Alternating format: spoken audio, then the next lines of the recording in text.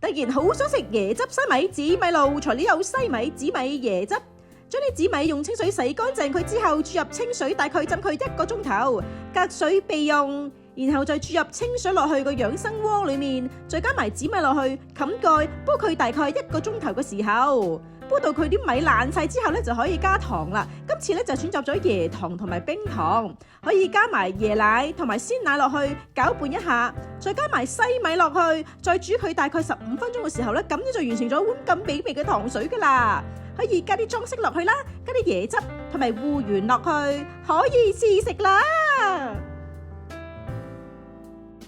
呢碗熱辣辣嘅椰汁西米紫米露非常之好味啊！加咗芋圓落去咧，口感真係更加煙韌啊！